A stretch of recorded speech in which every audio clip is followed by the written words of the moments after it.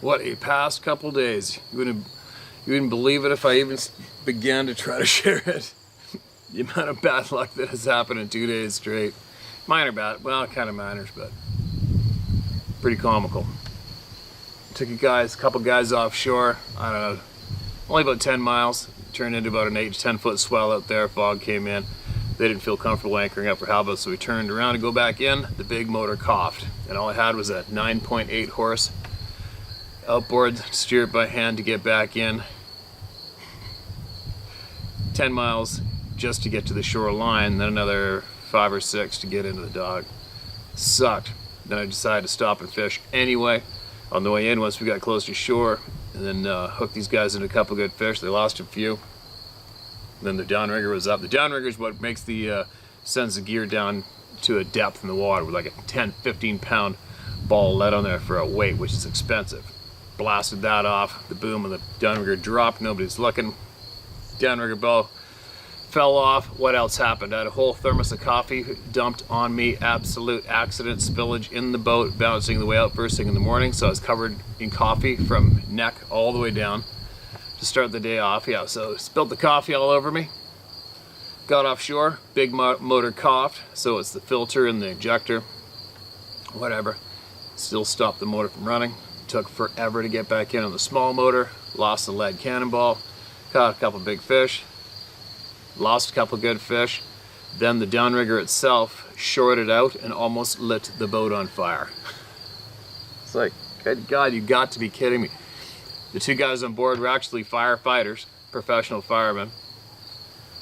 Got that sorted out and then made it into shore. One of the fellas fell off of the dock with the largest fish at the cleaning trough and lost the fish at the dock. No, I'm not kidding.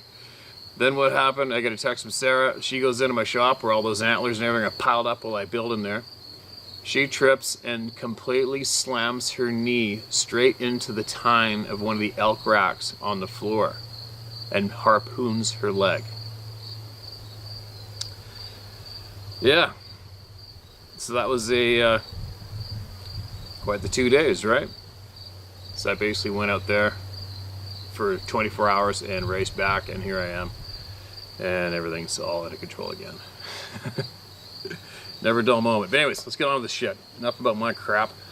And I'm imagining that everybody, all the viewers, have their big pants on now, meaning that you can actually get exposed to every single email that I receive and read them with me and listen to them yourselves and take from them what you will or what you won't by your choice, right? Everybody's pretty confident doing that shit, right? Is that amazing that people out there actually think they can attack my character by not previewing, vetting each email before I present them to you? Because for some strange reason, some people feel that they have the authority over what others will hear or see word for word in this planet, right? Guess what? That's not me. We're all in this together. We're on the exact same team. We're all equal.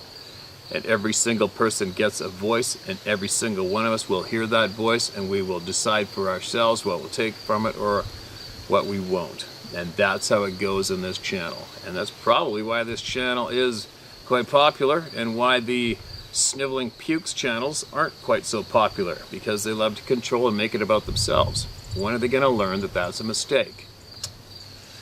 Oh well, back to the people. Here we go. Let me mark this as red. It's titled Germany. Hello, my name is Christopher Taylor, and I live in the middle of Germany, but please call me Gutsy. You're free to use my name if you want. Okay, Gutsy Christopher Taylor, here we go. I've been following your channel for quite a while now. You're doing great work and have my highest respect and support. Everything else on the internet is junk, Bigfoot community, and so on. Okay, man, thanks for the kind words, encouragement. Let's get to the point. Lord have mercy. I was quite shocked over the intensity of the incidents on the American continent. Europe is peanuts. But I can only speak for myself. I've not had a sight contact yet, but I had to experience that mind F and stone throwing issue. I've never felt so bad in my entire life. I'm 57 years old. I work as a security guard in an ex-US Army base, which is now used by the German Federal Police. Night shift is a bitch. I do believe that these beings live in clans. I also believe that they possibly sometimes eat humans due to food shortage.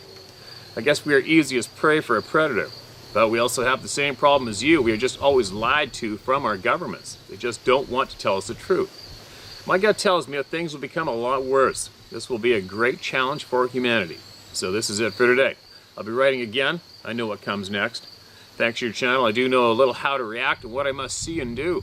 Keep on doing a great job. Please watch out for yourself. I have the feeling you're not always alone. Power to the people. Christopher Taylor, Jeremy.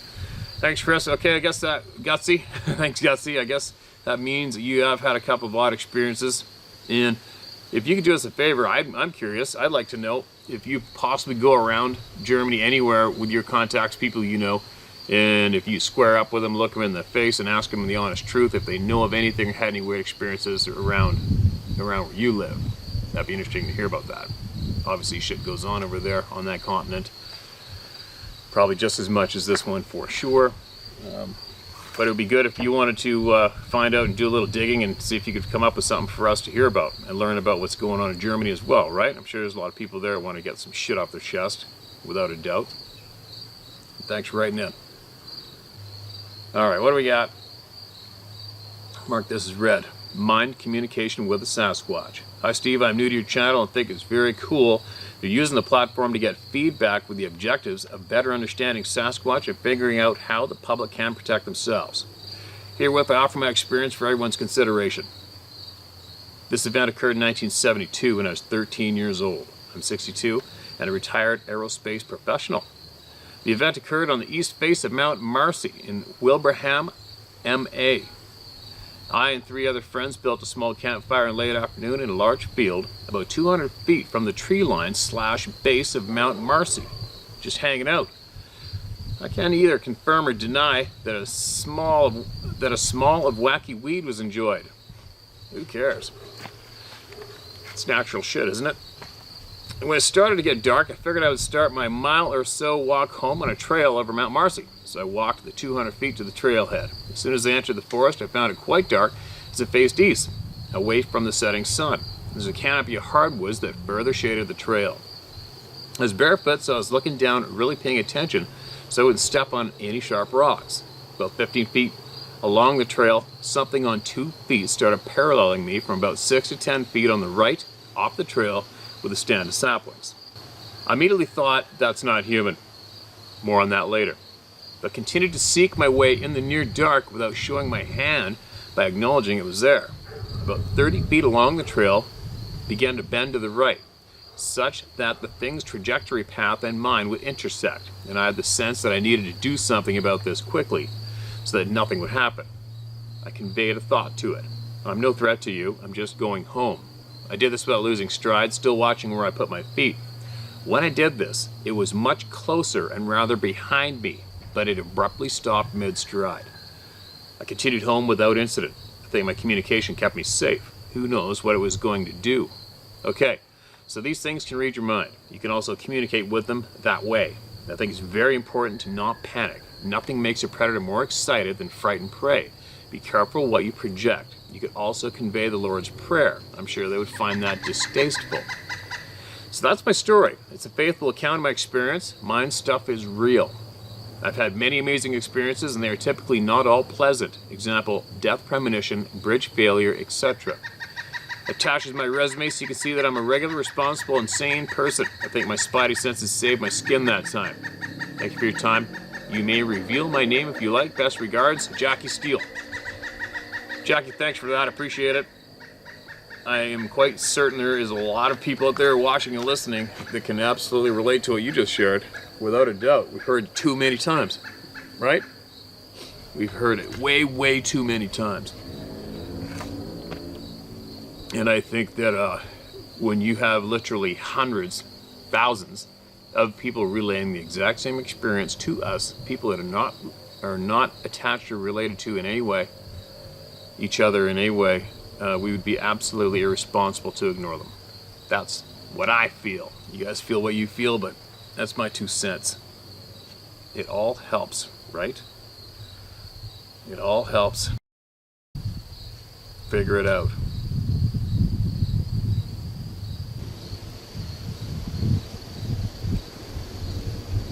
Message preview. Marcus Red. Thank you. Titled, "Hi Steve, found your channel about a month ago. Just wanted to thank you. Back 30 years ago, I had rocks thrown at me in the forest, and I didn't know what the hell it was until now. One of my dad's cows gotten out of the field. Why it went through the forest, I don't know. I used to ride the trails through the area, so I knew it well not to get lost in there, so I tracked the stupid cow. It went over a rail fence that bumped against the woods. How and why, I still don't know. I just followed the tracks all around the lake back there and back through the heavy woods again. It went past a den in there that I hadn't seen before, but I knew that there were a few wolves in there, so I was already scared. I was just pasting the big hole in the side of the hill when the first rock went over my head and hit the side of the hill and rolled down. It was just a little bigger than a golf ball. Then it run, but I started going faster. 3 more rocks came and I thought I was going to have a panic attack. I've never been so scared in my life. I didn't see what threw the rocks, and I didn't take my eyes off the den. I was afraid of what might be in there. I always wondered why the cow would even go into that area. I could tell it was moving fast by the way the tracks were. Maybe it was being hunted that way. I never went back in there again. I did find the cow 2 side roads over and a few kilometers away. Later that summer, I thought I saw a bear on the side of the road going into the same forest. All I saw was a hairy behind going to the bushes. This time I was in a car driving, so there was no fear. After my dad gave me his hunting knife so I could have something while I rode my horses, which was a pain in the ass every time I jumped the logs we put on the trails. I stayed away from that area and never went back in there again. I still had 12 horses that had to be exercised every day and trained. At that time, I was showing them and jumping. The fence was 4 feet high. Because of this, even with one rail down, it was 3 feet high. I also had to invest in 2 lines of electrical wire and nothing got out again. But it did make me afraid of the woods. It was always in my mind. Like you and everyone said, it ruins you and makes you fearful. Thank you for listening. Just recalling this made my chest hurt. Darlene. Thanks, Darlene. I'm glad you may have possibly had some answers brought forward for you after listening to all these people here on this channel. I think I would probably more than likely rather hear all of these experiences to put rest to a mystery that I had previous in my life, for sure. Especially if it troubled me a lot and I never forgot it. It made me absolutely terrified, right? What else? What else we got here? I wonder how many remember I mentioned a couple of videos back, I mentioned I haven't a clue how many emails have been shared to date. I wonder if anybody's ever counted them, how many experiences. I guess it'd be kind of hard, wouldn't it? I've never really had much interest in counting or keeping track or putting numbers on the title or anything like that. So I just read them, share them, anticipate the knowledge we're going to get through them, throw them in a video and pass them on to you guys word for word. And nothing's pre-read, numbered, noted. I just let it rip. Obviously there's been a handful of emails that do get deleted in the editing process because they didn't finish them because they were absolutely out to lunch or went way too long, like ridiculously too long, with the majority of the writing having nothing to do with their experience at all. So anyway, I'm babbling. I am pretty tired as usual. Man, one day I'm not going to be tired. Maybe after death, right? Don't they say there's time to sleep after death or something? Let me get back into it. I'm babbling. Northeast Washington State experiences. Hey Steve, thanks for doing what you're doing. I'll keep this short. A few years ago I lived in Northeast Washington State, a few miles south of the BC border, near Grand Forks, BC, if you're familiar. Yep, know Grand Forks, got friends there. My ex-wife was from that area and still had family there. Not many people live up there, but those that do almost all have a Bigfoot story or two. This wasn't too far away from the infamous crippled Bigfoot in Bogsburg, Washington, if you heard of that story. Yeah, I heard of that one for sure. That was one of the old originals when people are starting to come forward and speaking publicly. And the sheriff went after the dogs. Dogs didn't want to track it, and there was actually blood in the track where the car hit it.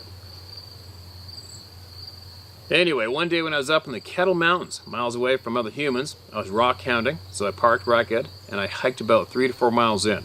I didn't see a single human that whole day. It wasn't hunting or firewood season. I happened to catch a glimpse of an interesting rock formation and headed over.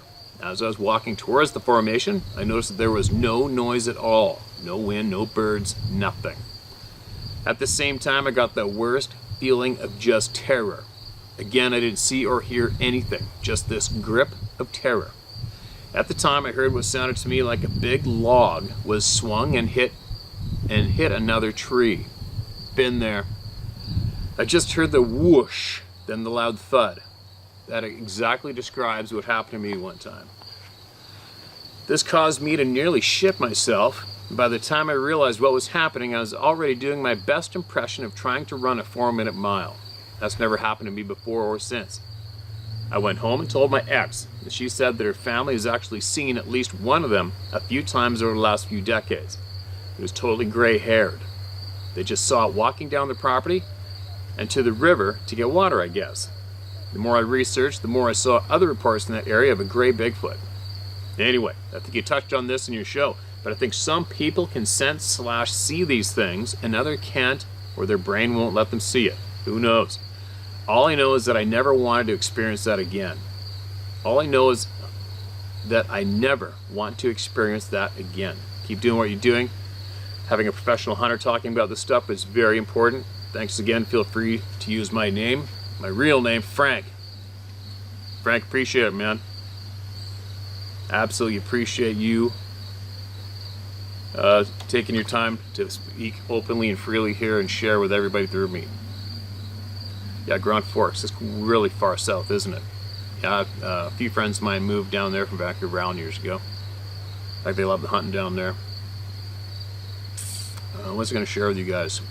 On a quick note, quite a while ago, I think it was a year ago, I had somebody who lived, I'm going to have to hold some details back, had somebody contact me. We had numerous mutual friends and acquaintances. And this man told me about a man who was routinely bringing food to some of these beings. And he also had photographs of them.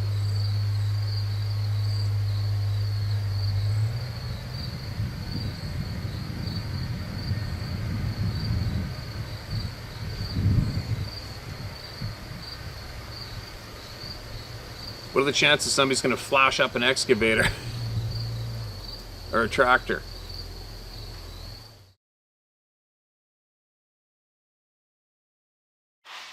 All right, where did I leave off from last night? I threw in the towel. My neighbor owns a gravel pit and excavators and stuff and flash ups with equipment. And then the girls came by with the horses. I'm like, that's it, I'm done. So as I was sharing with you guys last evening, for the hell of it, I'll just take you along the ride that I'm about to possibly go on, just so that you can, so it's no big surprise. I share, like I said before, I share everything I can with you guys when I can, and I do not share what people ask me not to share, obviously out of respect for people, which everybody should have, right? Anyway, I think a year ago, someone who knows a lot of people that I know sent me information about somebody they knew who was previously, a long time ago, bringing food to these wild people, these wild beings. Not too far away from where, I won't say where. Anyway, very legitimate.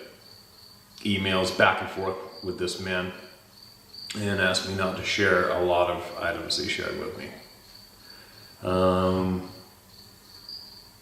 Now, this person that emailed me direct had numerous experiences with these beings, face to face, including broad daylight. So much so that he said that when he saw the photographs that this other person took of these beings he was sharing food with in broad daylight, he said, quote, by the looks of the faces and the ones in the photos, they definitely weren't the same ones that I was seeing where I was, end quote. And this is all confidence between each other. So, he also gave me a heads up of where these photographs were, and he knew where they were. But the owner of the photographs had passed on. Well, just so you know, a couple of days ago I received word from a friend of mine that he located where the photographs are, potentially are. Okay? So, that's about all I can share right now. Just so you know, if we manage to go there in the next few days and we do find the photographs, I will share them with you, obviously. The story behind them was quite interesting to me, especially because I had a minor experience exactly where this man was bringing food when I was intentionally looking for these beings, and I came across and narrowed my search down to that zone all on my own before previously hearing any of this information. So it's interesting to me. And if these photos are of the quality that the man explained to me, that is going to be something else to see, is it not? Broad daylight, and clear enough that he could tell by the facial features that the beings in the photographs were not the same ones that he had been seeing previously.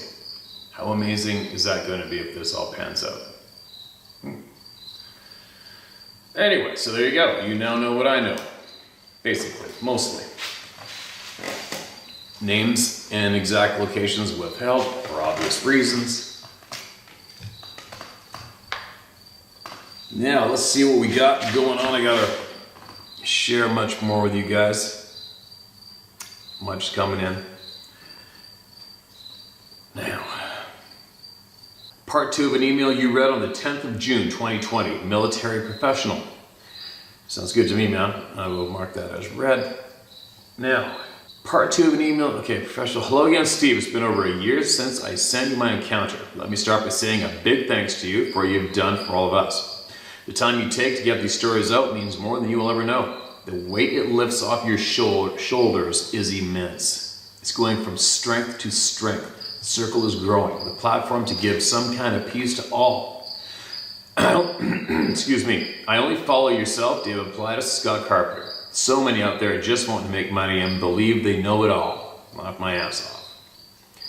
This is part 2. Here it goes. Orbs, Alberta, Canada.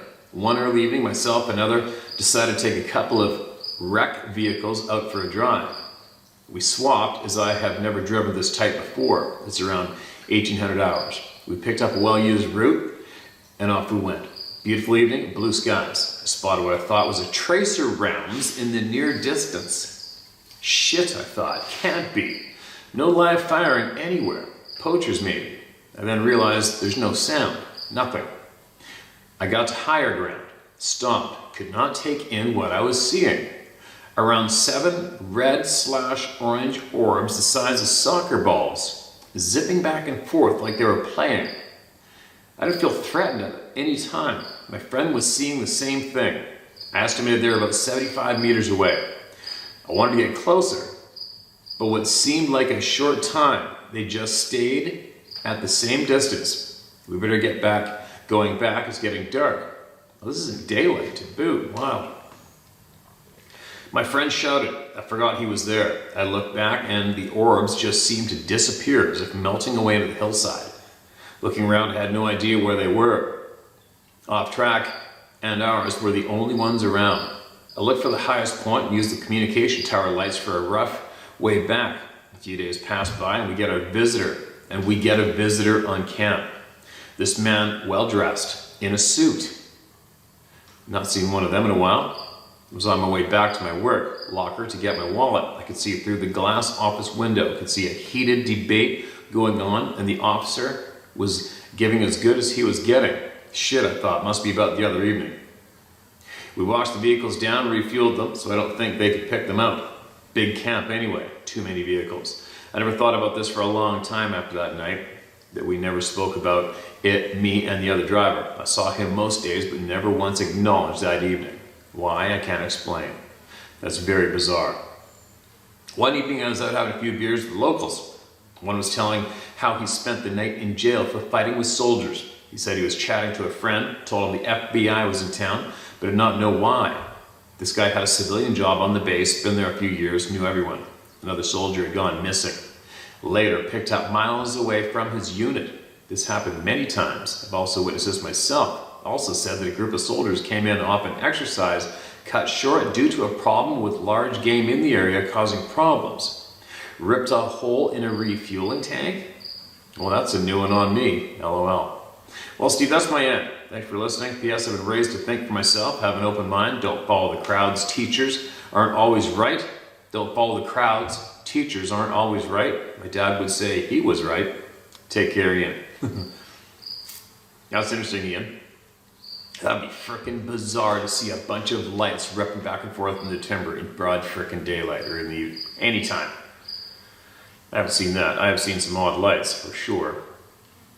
I seen an odd light actually just last week when I was on the coast. I looked up, I was sleeping on the boat, and I looked up just before going to bed, and I saw a big bright orange light in the sky, like way the hell up there where a plane would probably be. And could see the stars quite clearly, and here it comes. I'm like, holy shit, what's that? Disappeared. But like I said before, we've seen some weird shit. When you see it in the sky, it's like, oh well, there you go.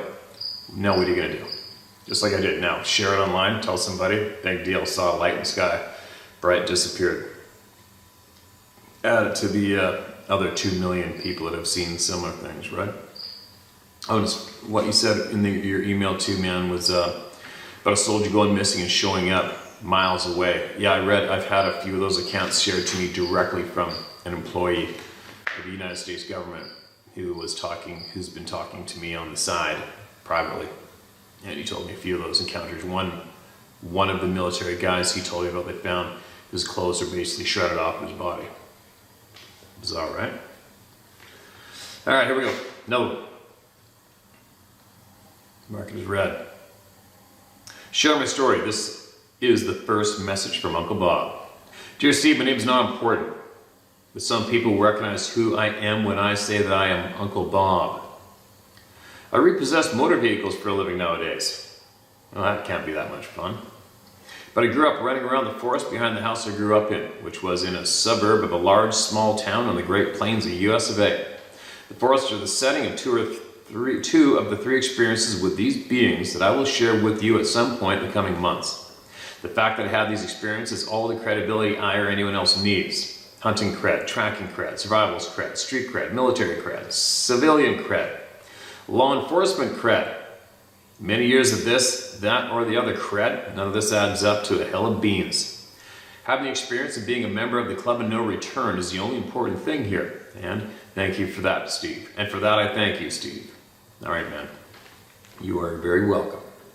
I'm mainly writing you as a response to CK from the past post titled 7 Sasquatch Experiences Shared, posted on the 30th of January 2021.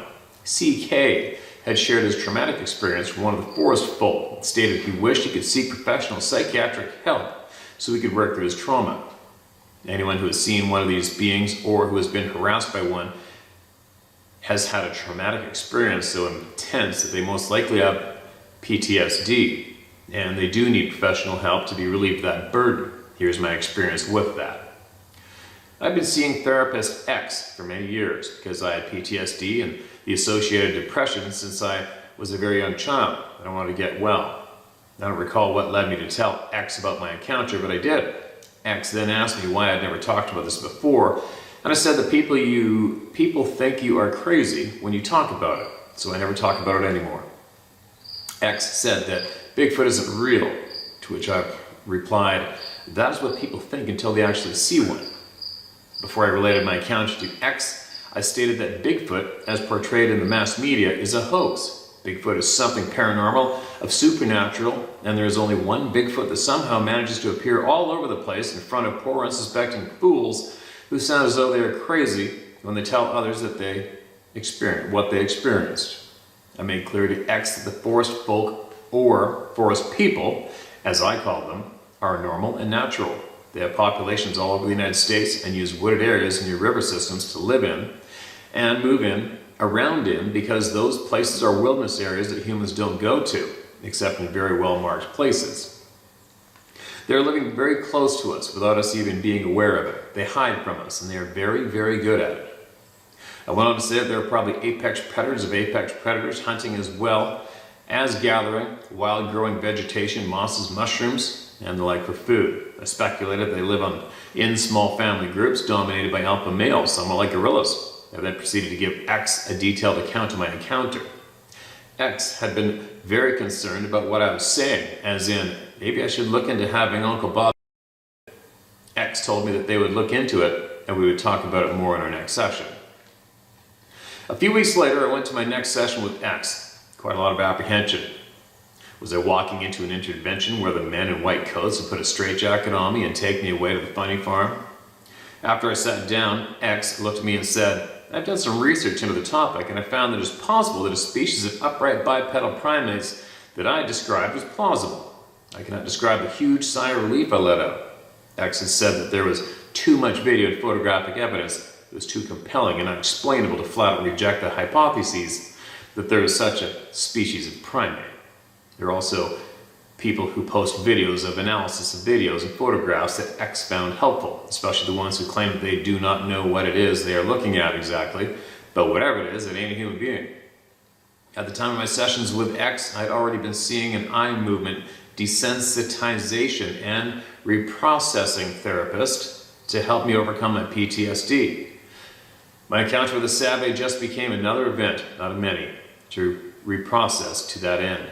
There are many different therapies that treat PTSD. EMDR has worked very well for me, but first I had to convince a regular therapist that a species such as the Sabe is plausible, and that one has caused me to have a traumatic experience. On a side note here, when approaching a therapist about the Sabe, it is important to mention it is made of any paranormal.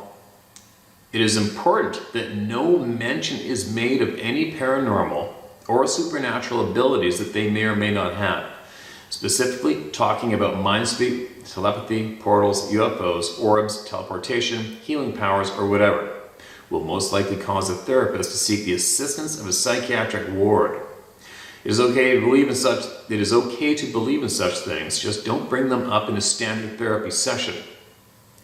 I've been spending much more time out in the woods lately, camping and hiking and such. The life of a repo man is always intense. Steve, you have asked many questions in your videos. Who is controlling the media? Why won't the powers that be admit the Sabe exist? Why do the Sabe harass and frighten us, but not attack us? And others. I have some answers to these questions and others, but I'll have to save those for other messages to you.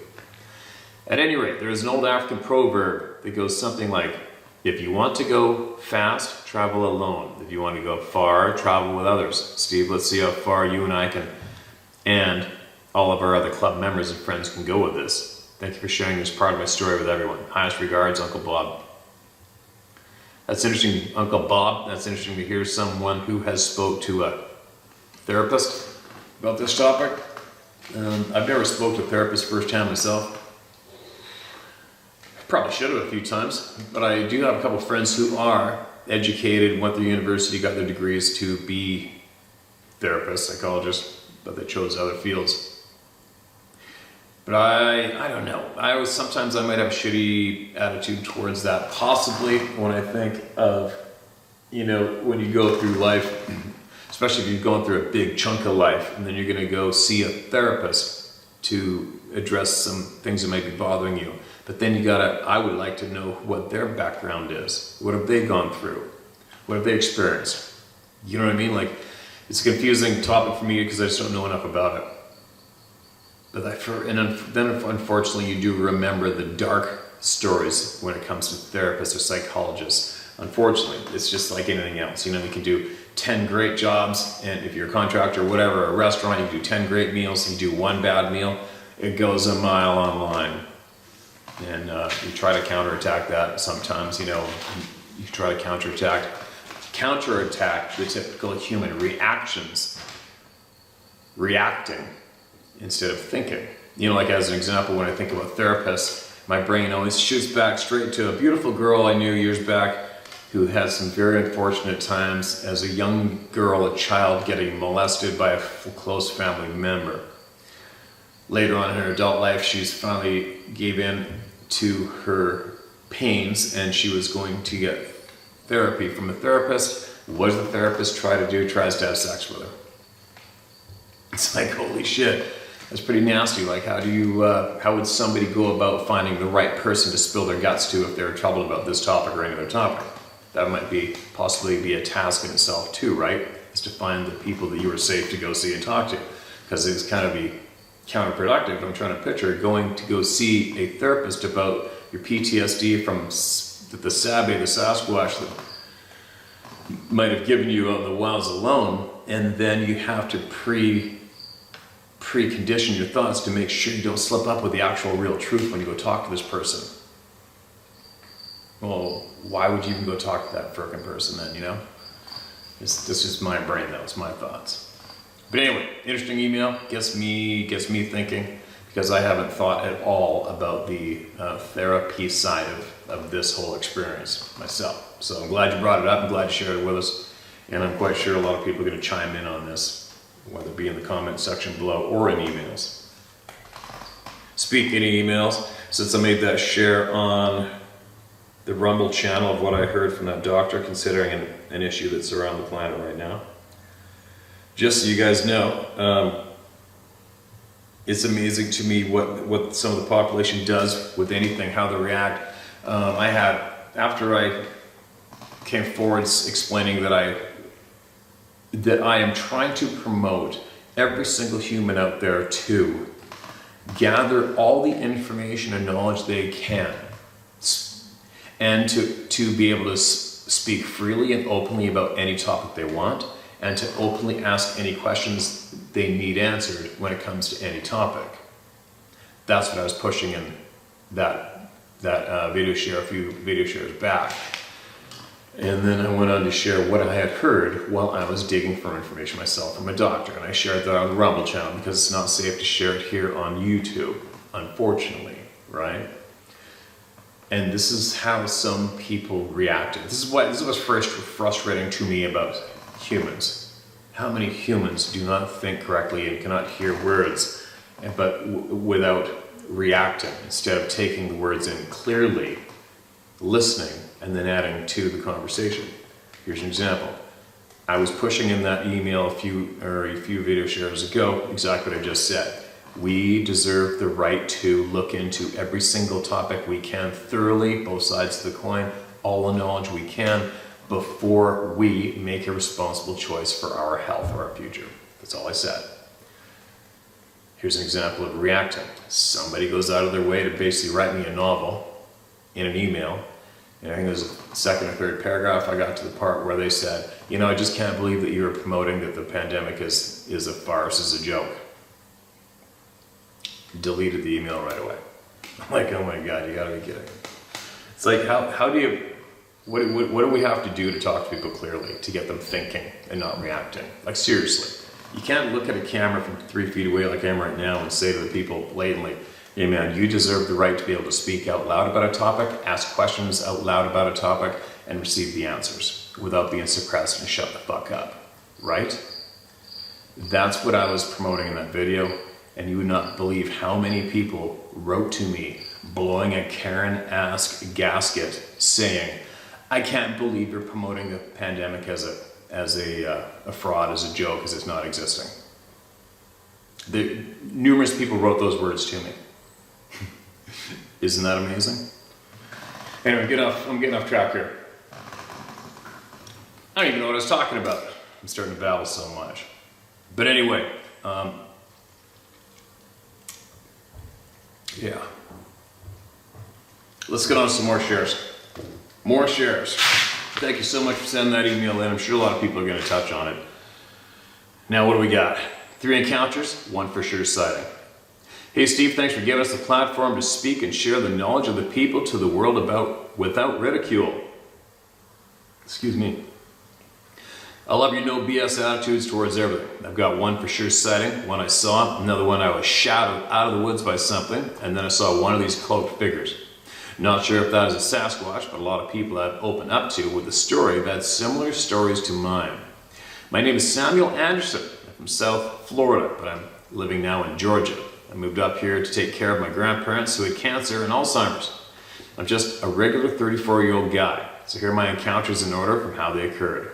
When I was 13, I lived in Port St. Lucie, Florida. This was in the early 90s, so we were more about riding bikes, building forts, and playing manhunt.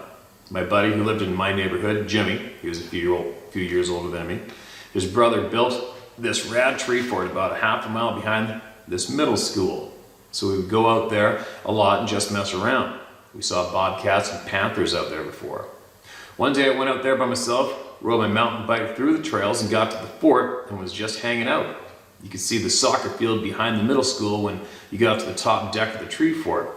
I heard movement in the brush, which was normal. We always saw critters out there, but for some reason I got this wicked feeling of being watched. And after that I heard some whooping sounds. I figured it was a bird, so I didn't think much to it. But that feeling of terror and being watched was really bothering me. So I climbed down the tree, started walking out to the dirt road where we usually leave our bikes. When I got to my bike, I'm hearing something walking around, but it sounded like it was bipedal. So I thought maybe it was a person, which was actually scarier to me than coming in contact with another big cat because I was by myself. I got on the bike, started pedaling down the dirt road, and I could hear something paralleling me to my right, about 20 to 30 feet in the bush. The faster I went, the faster this thing went. I could see blurs of black between trees and bushes. To me, I thought it might have been one of the cats we encountered out there before. I never got a full sighting of what this thing was. I actually never connected this with Sasquatch until a couple years ago when I heard the Sierra sounds, and that whooping sound was identical to what I heard that day, and have heard out there many times on other occasions. Made my skin crawl to think about that day back when I was a kid. All that land we had played in as kids turned into businesses and home developments. The next encounter took place in Rockwood, Tennessee. I was living out a trailer with a buddy. I was so alone and bored, so I walked out behind the trailer where there was some woods and sat on this log and was just messing around on my phone. In those woods, about 200 feet up this hillside, was another row of houses. You could see the backs of them. They went further up the mountain. I was just staring through the trees, looking up at the slope. And about 100 feet from me, I caught movement. It was like an outline, the sun was shining down, kind of backlit it. The best way I could describe it was it looked like the predator, a cloaked figure walking up towards the backs of those houses. He was about 6 feet tall, moving from left to right. It was like a shimmering color. There's a lot of leaves on the ground, so I could hear something walking. I watched it for a couple seconds, then I noticed it stopped, and I felt intense fear and terror. I was scared shitless, to be honest. So I hopped up and ran back to my buddy's trailer and just sat on the porch trying to figure out what I had just seen. This happened about 8 years ago. I lost touch with that friend and he moved away not long after I did. I don't know if that was one of these things, but the vast amount of encounters people talk about, these cloaked figures, I figured I might as well share that with the round table too. Here's my last encounter. This is the one I actually saw it. In Blairsville, Georgia. This is about 4 years ago. I was walking my aunt's little Shih Tzu down by this creek that's behind my grandparents' house. The creek is about 150 feet from the house, surrounded by trees and brush, and has houses on both sides of the creek. We walked around for about 30 minutes or so, and then the dog was starting to pull. I wanted to go back to the house, so I figured he was just wanting to go back inside. I got pretty close to the driveway, and this feeling I was being watched. So I started panning around my back towards the creek, and in my neighbor's yard, where their little trail is that leads to the creek, I saw a figure standing there looking at me. I wasn't afraid this time. We just looked at each other for what seemed like hours, but I'm sure it was just seconds. I couldn't really make out facial features, but it was starting to get dark and was about dusk. It looked like it had black hair. It was probably big. It was pretty big. The upper body, shoulder length, was incredibly big. Its eyes were like an amber goldish color. The neighbor's back floodlights were on, so I caught that color as eye shine came back at me. Meanwhile, the little dog is going nuts, pulling hardcore to get back, and then I heard someone come out of the house and go to the car, and I looked up the driveway to see it was my aunt. I looked back to where this thing was, and it was gone. Like a damn ninja, this thing vanished, no sound at all. The next day I went back there with a tape measure and measured to where about its head was to this limb I saw on a tree pretty close to it. It was about 8 feet, give or take. After this setting, I dove headfirst into the subject, wanting to learn everything I can. My daily routine when I get on the computer is to hop on YouTube, check out your new videos. What you're doing is something special. Screw all the haters and the truth will prevail at some point. It always does. This world is going in a crazy direction lately with all the politics and this pandemic. Sorry for the loss of Mr. Macaroni. It's tough losing our animals. They are family. Keep rocking, Steve. There's tons of us to support everything you're doing, and we're looking forward to this new podcast thing you've been talking about for that man cave. Take care of yourself, my friend. I hope this was easy to read. I read it a few times to fix mistakes. You can use my name, I don't care what anyone thinks or says, Samuel Anderson. Samuel, absolute appreciate that time that you took out and you wrote it out perfect. Any screw-ups is just me hiccuping. And again, you've seen what literally thousands of people have seen, right? Thousands. We're gonna get to the bottom of it, not a doubt about it. And you're absolutely right. The shit going on in the world today is absolute insanity. Absolute insanity. I'll bite my lip right now. The man cave is moving along, but just so you guys know, I'm doing a million other things at the same time. So the work behind me is like when I have my bonus time. You know, like you can see behind me, I'm jacking that wood stove up by myself. And as soon as I get high enough, I'll put it over on the other deck. And then this platform up here gets taken down, and then the deck in the back goes all the way to that wall. And then that hole over there where the insulation is gone, that suite, that accommodation, that room is gonna go out the wall another 5 feet. Holes are gonna get put in for the horses. Board and batten are gonna go all the way around where it's been cut out. The ceiling and that top wall are gonna be painted black. And there might even possibly be lights put up there that kind of, that tiny twinkle, like it's the star ceiling, so it's gonna be quite cool. It'll be like an outdoor setting in a way. And I'm just gonna keep hammering away and going at it until I get it done. But I still have to do the barn, a whole barn on the outside of this shop attached to it's gotta be redone for the horses. I'm almost done the 2 bedrooms downstairs. I can go on and on and on. And hunting is coming up and creeping up on my ass. I gotta go up north. And still have, I think, 3 or 4 more trips to do to complete the move. Wow. But anyway, hopefully, like last night I was too beat to do it, but I wanted to go down to that river for the evening and catch some of those bears with their pants down out in the open. So hopefully, maybe this evening is the evening that I will do that. And I will make some shares down there, put up the camera and see what we can see behind me down there in that big pit of life and nature. It's pretty cool. And I will as well be sharing more about that bear attack that happened a few days ago, photograph, story, and much more.